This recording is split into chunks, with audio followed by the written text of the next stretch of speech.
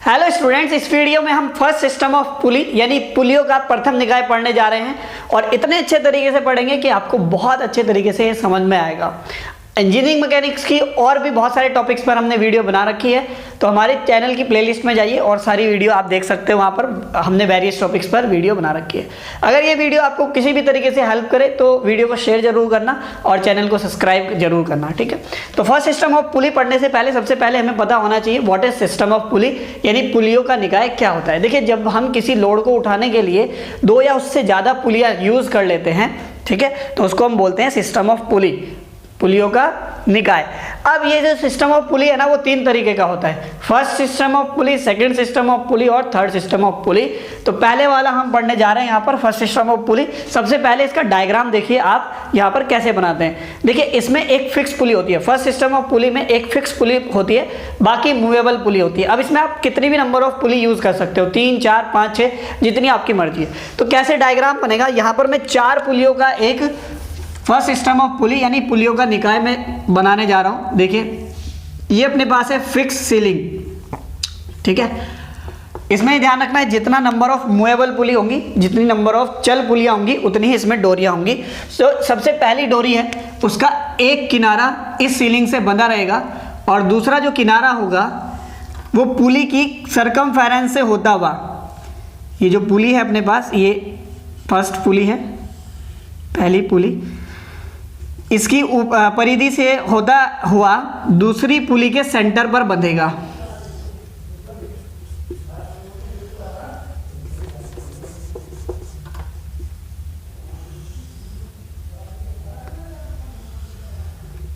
ठीक है। उसके बाद जो दूसरी डोरी होगी, उसका एक सिरा ऐसे ही इस पुली से होकर के जाएगा और तीसरी पुली के केंद्र पर बंधेगा, कुछ इस तरीके से। और क्योंकि मैंने बताया था 4 पुलियां हम इसमें यूज करेंगे, तो अब अपने पास आएगी फिक्स पुली। तो यहां पर जो डोरी तीसरी होगी, उसका एक सिरा इसके सरकमफेरेंस से होकर के जाएगा और यहां पर होगी अपने पास फिक्स पुली, जो कि यहां फिक्स रहेगी, ये मूव नहीं करती है, ये अपनी एक्सिस पर बस रोटेट होती है, इससे होकर जाएगा और यहां पर हम इसके ऊपर लगाएंगे एफर्ट P। क्लियर है। और यहां पर जो सबसे पहली पुली है, इसके ऊपर ही वेट लगा रहता है, भार, इसके ऊपर ही हम भार को बांध देते हैं, यानी यहां से हम वेट उठाते हैं, ठीक है। ओके, इस वेट की वजह से, इस भार के कारण जो पहली डोरी है इसमें टेंशन आएगी। मान लेते हैं टेंशन T1 आ रही है, ठीक है। इसमें टेंशन मान लेते हैं, दूसरी डोरी में टेंशन मान लेते हैं T2 आ रही है और इसमें टेंशन मान लेते हैं कितनी है, T3, ठीक है। इधर भी कितनी होगी, ये T3 होगी, यानी जो अपना P है वो T3 के इक्वल होगा। ओके, अभी ध्यान से देखना, ये हो गया अपना diagram first system of pulley का, पुलियों के प्रथम निकाय का ये हो गया अपना डायग्राम। तो यहाँ पर मैंने बता दिया कैसे ये बंदी होती है। अब यहाँ पर एफर्ट लगेगा। देखिए, यहाँ पर एफर्ट लगाएंगे, डोरी के इस वाले सिरे पर हम क्या करेंगे, एफर्ट यानी कि प्रयास लगाएंगे। और तो क्या होगा, ये पुली ऊपर जाएगी, ये पुली ऊपर जाएगी, ये पुली भी ऊपर जाएगी, जो लोड है अपना वो ऊपर उठ जाएगा, ठीक है। इसका वेलोसिटी रेशो और मैकेनिकल एडवांटेज निकालना रहता है। देखिए, जितनी भी अपनी पास लिफ्टिंग मशीन है, जिसका जितना ज़्यादा मैकेनिकल एडवांटेज होगा वो मशीन उतनी बेहतर होगी। इसका मतलब ये है कि आप उतना ही कम प्रयास लगा करके अधिक भार उस मशीन से उठा सकते हो। तो अपने पास हर एक मशीन का मैकेनिकल एडवांटेज और वेलोसिटी रेशो होना चाहिए, फॉर्मूला उसका होना चाहिए, ठीक है। इससे पिछली वीडियोस में भी हमने जितनी भी मशीन पढ़ी है उसमें भी हमने मैकेनिकल एडवांटेज और वेलोसिटी रेशो निकाला था। एसएससी जेईई वगैरह एग्जाम में डायरेक्ट इससे फॉर्मूला पूछ लिया जाता है और अपने डिप्लोमा एग्जाम में तो क्वेश्चन आता ही है इसका, ठीक है। तो देखिए, इसका मैकेनिकल एडवांटेज या वेलोसिटी रेशो हम कैसे निकालते हैं। सबसे पहले तो आपको ये ध्यान रखना, 2 कंडीशन इसमें मानी जाती है। एक कंडीशन में जो पुलियों का वेट है, भार ऑफ द पुली है, उसको हमने नगण्य माना है और दूसरी हमने कंडीशन रखी है जिसमें हमने वेट को भी कंसीडर किया है। हर एक पुली मानते हैं कि सेम वेट से बनी है, समान भार है सभी का, स्मॉल w, उसको कंसीडर करके हम क्या करेंगे, फाइंड आउट करेंगे वेलोसिटी रेशो और मैकेनिकल एडवांटेज। तो देखिए, अब मैकेनिकल एडवांटेज और वेलोसिटी रेशो कैसे निकाल सकते हैं। सबसे पहले मैं यांत्रिक लाभ की बात करता हूँ कि यांत्रिक लाभ कैसे निकालेंगे हम इसका। दूसरा तरीका भी मैं बताऊंगा आपको वेलोसिटी रेशो कैसे निकालेंगे। देखिए, मैकेनिकल एडवांटेज का फॉर्मूला क्या होता है, लोड अपॉन एफर्ट, भार बटे प्रयास के अनुपात को हम क्या कहते हैं, यांत्रिक लाभ कहते हैं। अब थोड़ा ध्यान से समझना, डायग्राम में देखो, ये जो टोटल लोड है ना W नीचे की तरफ लगा हुआ है, और ये जो लोड W है जब ये नीचे की तरफ लगा हुआ है, जो इधर की टेंशन और ये इधर की टेंशन 2T1 ऊपर की तरफ है, ये 2T1 इस W को संभाले हुए है। इसका मतलब क्या हुआ कि 2T1 इज इक्वल टू क्या होगा, W होगा फ्रॉम द फिगर। तो यहाँ से T1 की वैल्यू आपके पास निकल के आ रही है कितनी, W अपॉन 2, ठीक है, W अपॉन 2 जाएगा नीचे, W upon 2, equation number first. Same ऐसे ही अगर आप यहाँ पर ध्यान से देखो, ये T1 है, देखिए टेंशन को हमेशा अंदर के एरो से बनाते हैं और कंप्रेशन को हमेशा बाहर के एरो से बनाया जाता है, ठीक है। तो ये T1 ही है, ओके, ये T1 नीचे की तरफ एक्ट है, T2 और T2, 2T2 इक्वल है किसके, T1 के। इसका मतलब क्या हुआ, 2T2 इज इक्वल टू किसके इक्वल है भाई, T1 के। तो यानी यहाँ से T2 की वैल्यू आ गई अपने पास, 2 जाएगा नीचे, T1 अपॉन 2, और T1 की ऑलरेडी अपने पास वैल्यू है W अपॉन 2 और डिवाइड में 2 पहले से ही है, तो ये हो जाएगा W अपॉन 2 की पावर 2। किसकी वैल्यू आ गई अपने पास, T2 की वैल्यू, इक्वेशन नंबर सेकेंड। अब ऐसे ही जो T2 है ना, ऐसे ही जो T2 है वो इक्वल है किसके, 2T3 के, है ना। तो 2T3 इज इक्वल टू क्या है, T2 है, और T2 की वैल्यू क्या आ जाएगी अपने पास यहाँ पर, सॉरी T3 की वैल्यू क्या आ जाएगी, नीचे जाएगा 2, T2 अपॉन 2, और T2 की वैल्यू है अपने पास W अपॉन 2 की पावर 2 ऑलरेडी था यहाँ पर, तो ये हो जाएगा W अपॉन 2 की पावर 3, ये आ जाएगा T3। अब थोड़ा सा ध्यान से देखो आप, यहाँ T1 है तो 2 की पावर 1 है, यहाँ T2 है तो 2 की पावर 2 है, यहाँ T3 है तो 2 की पावर कितनी है, 3। अगर ये Tn हो तो क्या फॉर्मूला ऐसे नहीं बनेगा, W अपॉन 2 की पावर n, बताइए, इक्वेशन नंबर थर्ड। ऐसे बनेगा नहीं बनेगा। n क्या है, देखिए n है नंबर ऑफ मूवेबल पुली, जितनी भी ये चलित पुली हैं उनकी संख्या है क्या, n, ठीक है। तो इसका मतलब ये हुआ। अब थोड़ा सा ध्यान से देखो, अब यहाँ पे आप P बराबर क्या है, T3 है। मैकेनिकल एडवांटेज में अगर वैल्यू रखें हम यहाँ पर, mechanical advantage is equal to W upon P की जगह रख सकते हैं T3, W अपॉन T3 की वैल्यू है W अपॉन 2 की पावर 3, ठीक है। W से W कैंसिल होगा, 2 की पावर 3 कहाँ जाएगा, ऊपर।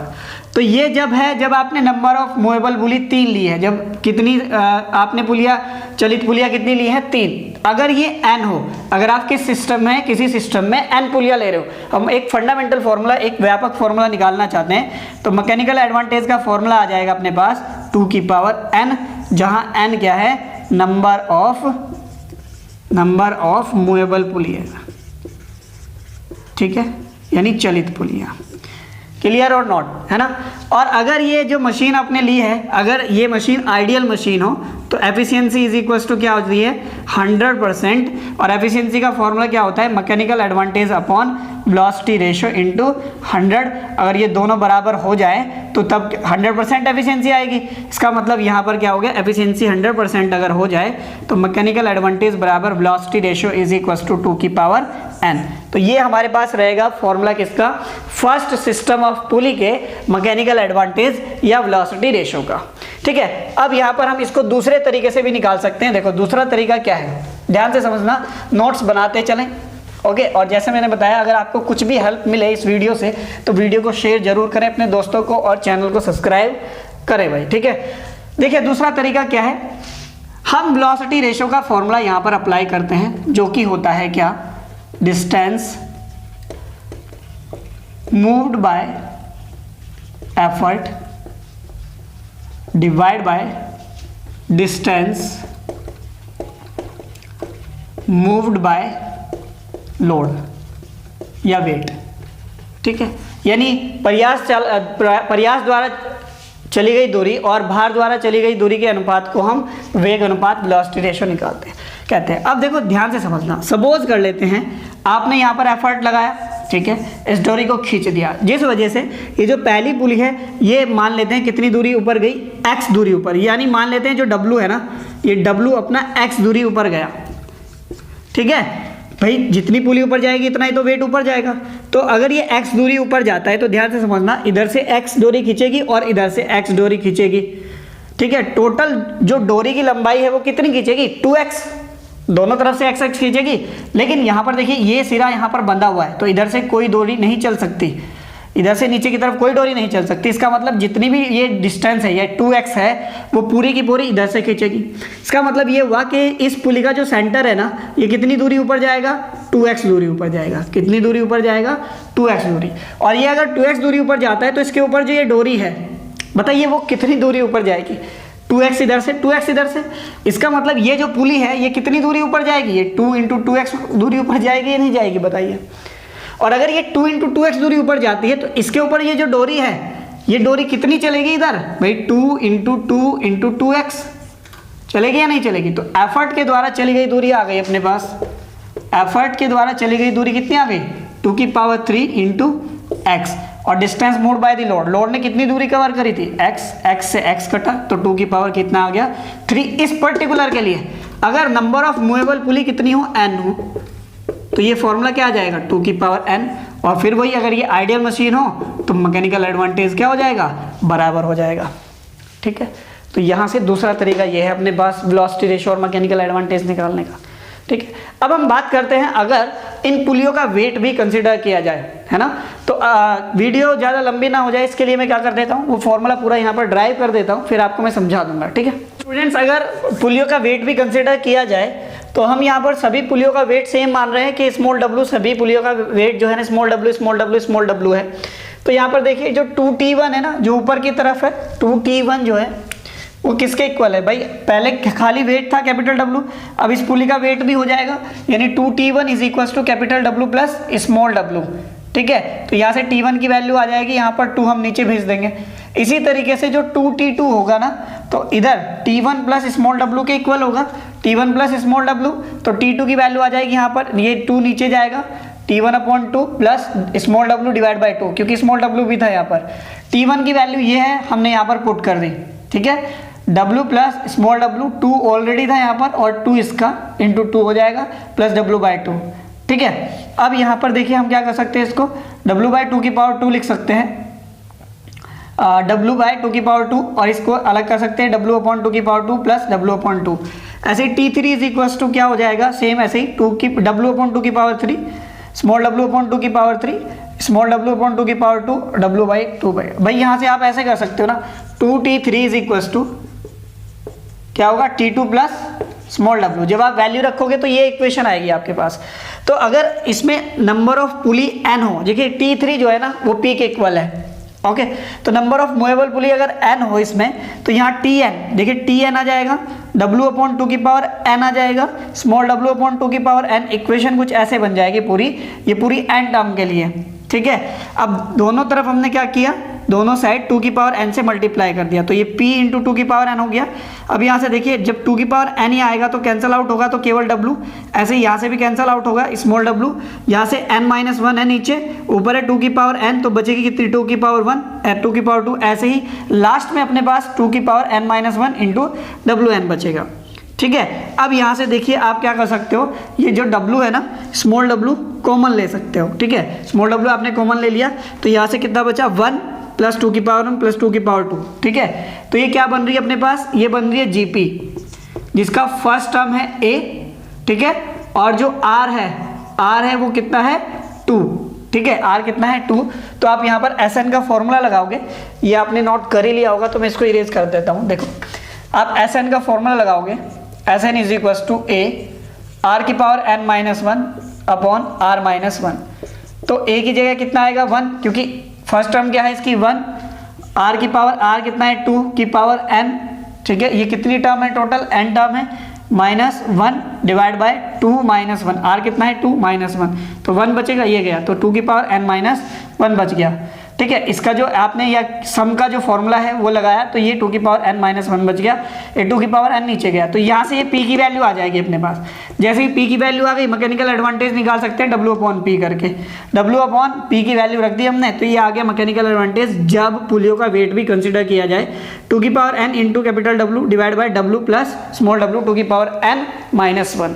ठीक है, और अगर एफिशिएंसी क्या हो 100%, तो यही क्या हो जाएगा, वेलोसिटी रेशियो हो जाएगा। तो ये था पूरा first system of pulley. Next video में हम सेकंड सिस्टम ऑफ पुली पढ़ेंगे। मिलते हैं नेक्स्ट वीडियो में। Thank you for watching.